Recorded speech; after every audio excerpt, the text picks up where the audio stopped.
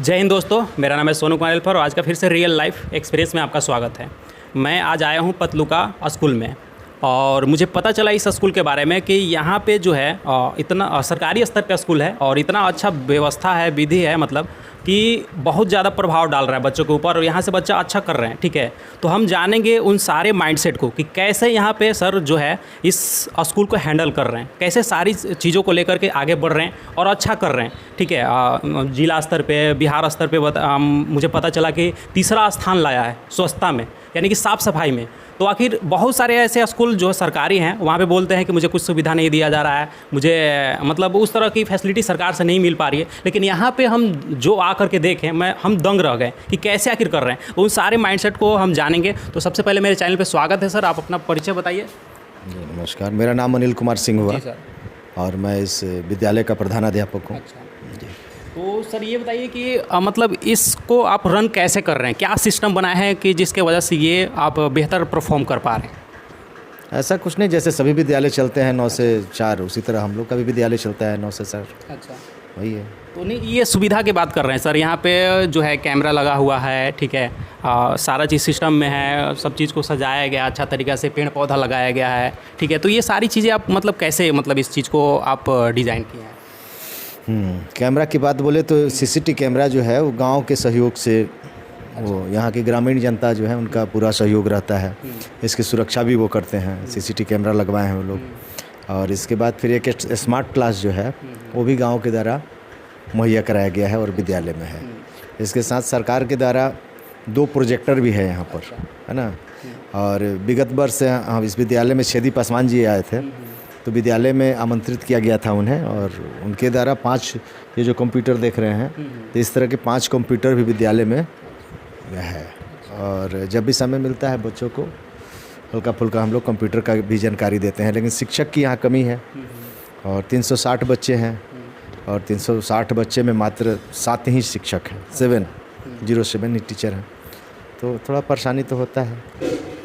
यही है। हम ये जानना चाहेंगे सर कि ये सुविधा जो है, मतलब कहने का तात्पर्य है कि सरकार के थ्रू नहीं मिला है, लोग सहयोग कर करके, जैसे ये कैमरा की बात की है तो ये गांव के लोगों के द्वारा मिला है और कोई आपके अच्छा परफॉर्म को देखे और यहाँ पे आए तो वो सुविधा दे दी है। तो सरकार के तरफ से स्कूल को क्या किस तरह का फैसिलिटी मिलता है, वो हमको बताइए जानकारी। हाँ, सरकार की तरफ से है, ये पूरा बिल्डिंग है, लाइन रहता है, इतने सारे बच्चे हैं, शिक्षक की थोड़ी सी कमी है और मध्याह्न भोजन बनता है। हाँ, इसके बाद फिर बच्चे को नियमित मध्याह्न भोजन, फल भी दिया जाता है शुक्रवार को।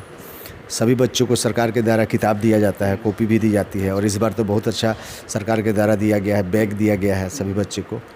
हाँ, थोड़ा संख्या कम है, सभी बच्चों को मिलता तो और भी अच्छा होता।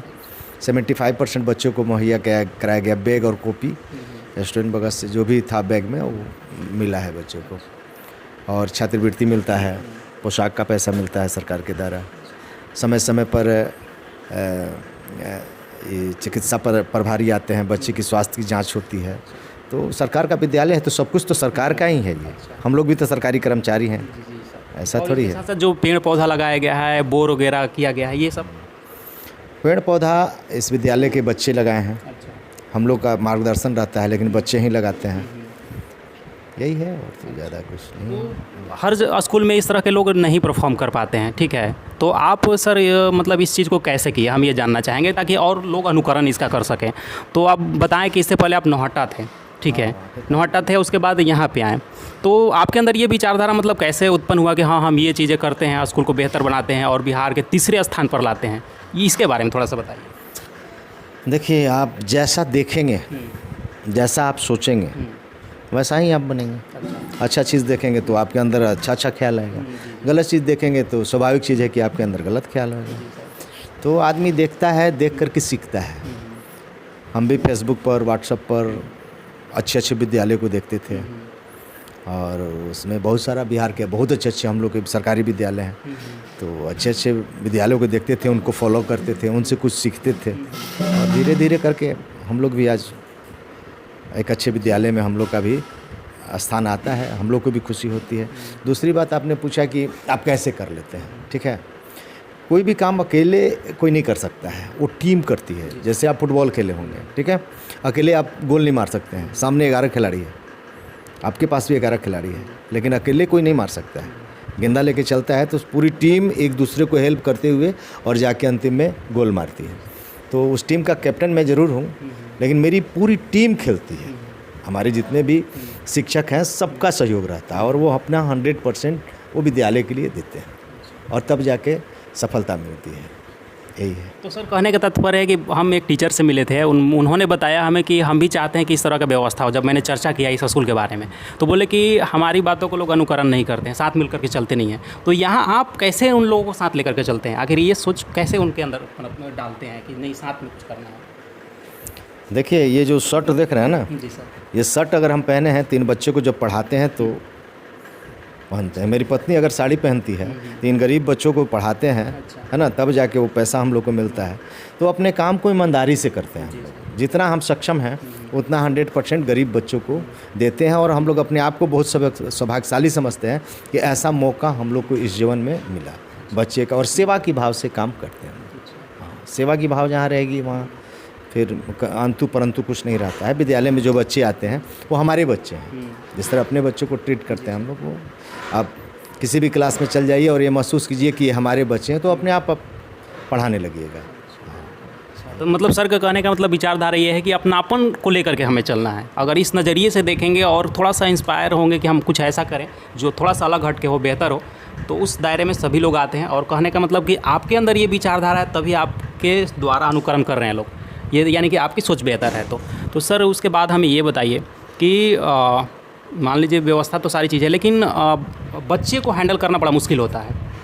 मतलब जिस एज में बच्चे हैं शरारत करते हैं बहुत सारी चीज़ें। और मैं यहाँ पे आया तो मुझे बहुत अच्छी चीज़ लगा कि जो काम मतलब हमारे समय में होता था कि टीचर गए आए उनको मतलब हैंड राइटिंग दिखाना प्रतिदिन, लेकिन आप खुद से ये वर्क कर रहे हैं। तो ये मतलब कि क्यों सर, क्या इससे लगता है कि क्या बदलाव हो सकता है? हाँ, राइटिंग हम देखते हैं सभी क्लास के जितने भी बच्चे हैं यहाँ टेबल पर जमा करते हैं। और मैं ही नहीं, मेरे जो सहयोग जिनका लीजर घंटी होता है वो लोग भी सहयोग करते हैं। और प्रत्येक क्लास के सभी बच्चे का 1 पन्ना हिंदी और 1 पन्ना अंग्रेजी राइटिंग जो है वो रूटीन से हट करके वो हम लोग देखते हैं। उससे क्या होगा कि बच्चे का लिखावट जो होगा वो सुंदर होगा। दूसरी चीज़ क्या होगी, जब लिखेंगे तो उसको पढ़ेंगे तो उनका मतलब कि जो बोल करके पढ़ने की आदत है ना, तो उसमें सुधार होगा, लिखने में सुधार होगा, दोनों चीज़ परफेक्ट होगा। हाँ, इसलिए वो हम लोग करते हैं, यही है।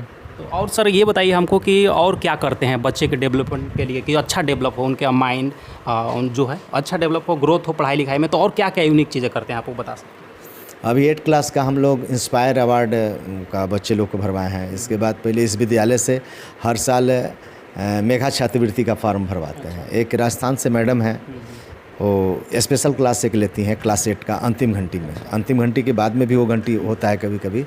तो 1 घंटा हम लोग बच्चे को, क्लास 8 के बच्चों को मेघा छात्रवृत्ति एक प्रतियोगिता होती है, उसके लिए बच्चों को तैयार करते हैं। और हर साल इस विद्यालय से 3 बच्चे, 4 बच्चे, कभी 2 बच्चे हर साल वो निकलते हैं। उसमें क्या होता है कि बच्चे उसमें पास आउट होते हैं तो उनको सरकार के द्वारा 48,000 रुपया प्राप्त होता है। हर साल 12,000, 4 साल तक मिलता है। 12,000, 12,000, 12,000 और फिर 12,000। तो इस तरह करके 4 साल में 48,000 रुपया उनको सरकार के द्वारा मिलता है। उस परीक्षा में सफल करते हैं तो पिछले बार 2 बच्चे किए थे, उसकी पिछले बार 3 किए थे, उसकी पिछले बार भी 2 किए थे।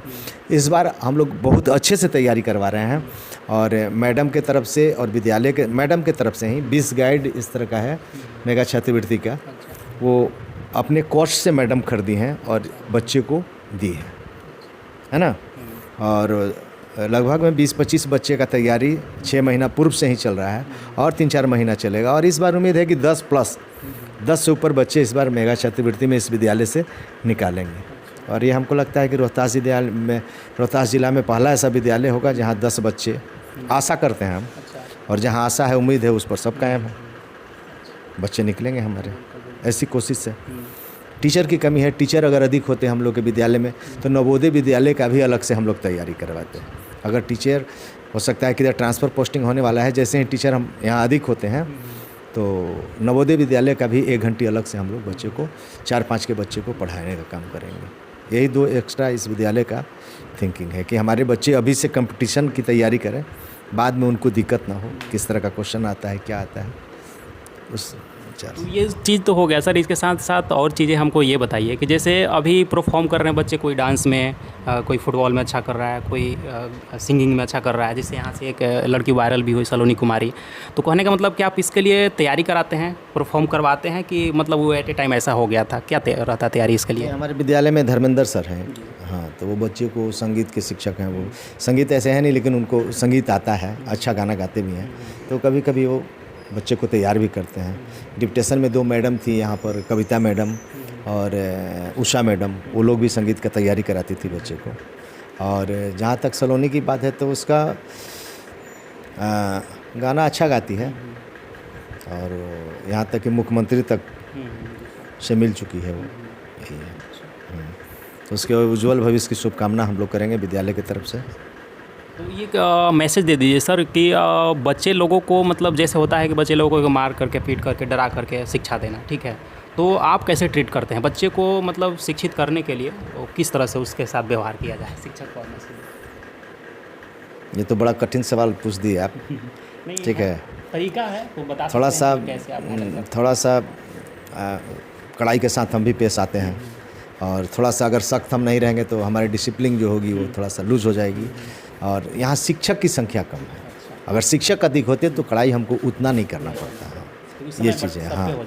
और जहाँ के आप हेडमास्टर ही 6 घंटे 7 घंटे पढ़ाने चल जाते हैं, ऐसी स्थिति है। और ये स्थिति क्योंकि हम लोग को बहुत सारा वर्क है, कागज़ का वर्क करना है, ठीक है, वो हो नहीं पाता है। टीचर हमारे यहाँ बहुत कम है। 360 बच्चे पर 60 टीचर हैं। अगल बगल देखिएगा तो 300 बच्चे पर 16-17 टीचर हैं। विद्यालय का नाम नहीं बतलाएंगे। 310 बच्चे पर 16-17 टीचर हैं। और यहाँ 360 बच्चे हैं और 360 बच्चे पर मात्र 7 शिक्षक हैं। हम लोग को ज्वाइंट क्लास करके चलाना पड़ता है, ये दिक्कत होती है।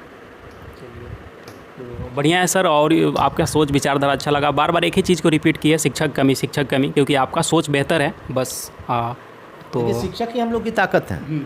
हमारे पास SLR बंदूक है और उसका गोली ही नहीं है, तो फायर कैसे करेंगे बॉर्डर पर? गोली तो हमारे शिक्षक है ना। चलिए सर, ये हमारा एक लास्ट सवाल है कि मान लीजिए अभी आपके पास कितना अभी बचा हुआ है मतलब कार्यरत के लिए? चलिए बताइए अभी इसमें क्या करना चाह रहे हैं, अभी क्या सपना है, ये हमको बता दीजिए। अभी जो है 6 साल नौकरी हमारी बची होगी, मेगा छात्रवृत्ति, और अगला टारगेट होगा नवोदय विद्यालय में बच्चों को इस विद्यालय से ज़रूर पास आउट कराएं। हाँ, ये मेरी पर्सनल मेरा वो है कि 1-2 साल के अंदर में नवोदय विद्यालय में हमारे बच्चे जाएं। वो सरकार की बहुत अच्छी विद्यालय है और उसमें जाएं गरीब के बच्चे। इसके लिए पूरा तैयारी अगर टीचर आते हैं तो हम लोग करेंगे जी। तो इस सब सारे कार्यभार के लिए आप मतलब किन किन लोगों को श्रेय देना चाहेंगे? हमारी पूरी टीम है।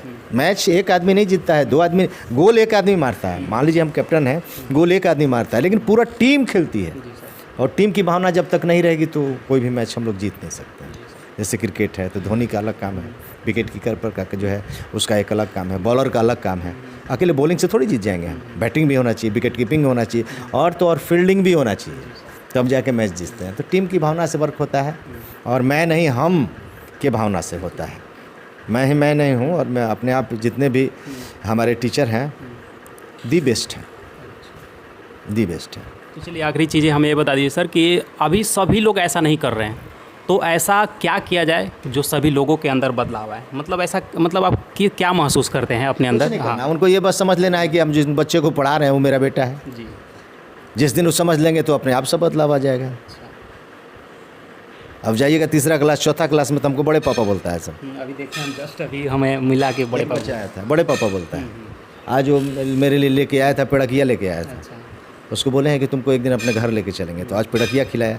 तो बोला कि हम तो अपना वादा पूरा कर दिए, अब कब आप अपना वादा पूरा कीजिएगा, और हमको घर कब लेके जाइएगा। तो अपनापन होना चाहिए। जैसे ही अपनापन आएगा तो अपने आप काम करने का एनर्जी और पावर है आपका बढ़ जाएगा। और इसको करने के बाद आप कैसा महसूस करते हैं सर, इन सारी चीज़ों को करने के बाद आप? देखिए, हमारे गांव के अभिभावक और हमारे बच्चे अगर हमारे इस विद्यालय के काम से खुश होते हैं तो ये हम लोग का सबसे बड़ा पुरस्कार है। इससे बड़ा कोई पुरस्कार नहीं है। जिन बच्चों को हम लोग पढ़ाते हैं उनके गार्जियन अगर हम लोग से संतुष्ट हैं तो ये सबसे बड़ा पुरस्कार हम लोग के लिए है। बस यही कहना चाहेंगे। तो अभी आपने देखा सर के एक एक माइंडसेट को हमने दिखाया, किस तरह से मतलब ये अच्छा कर रहे हैं या ठीक है, वो सारा चीज़ हमने दिखाया। तो हम चाहेंगे, सबसे बड़ा चीज़ यहाँ पे यही कमी लगा कि सर का सोच बहुत अच्छा है, बेहतर करना चाह रहे हैं, जितना भी समय बचा है इनके पास, बस कमी महसूस कर रहे हैं टीचर की। तो हम चाहेंगे कि अगर ये वीडियो पहुँच सके मतलब लोगों तक, तो हम चाहेंगे कि शिक्षा की व्यवस्था किया जाए, ताकि जितना समय बचा है उसमें बेहतर करके जाएँ, ताकि इनको भी महसूस हो कि हम मतलब जो कर्म किए वो बहुत बेहतर किए और लोगों के लिए एक उदाहरण बना। तो सबसे पहले सर अपना एक्सपीरियंस शेयर करने के लिए आप आगे हैं, इसके लिए तहे दिल से धन्यवाद है आपका, और आप बेहतर कीजिए। और सभी व्यूअर को भी धन्यवाद जो आप पूरा वीडियो वॉच किए, और उसके बाद कमेंट में बताइए कि मतलब क्या अच्छा हुआ और क्या हम अच्छा और कर सकते हैं, किस तरह का माइंडसेट और दिखा सकते हैं। तो चलिए इसी के साथ इस वीडियो को समाप्त करते हैं। जय हिंद, जय भारत, वंदे मातरम।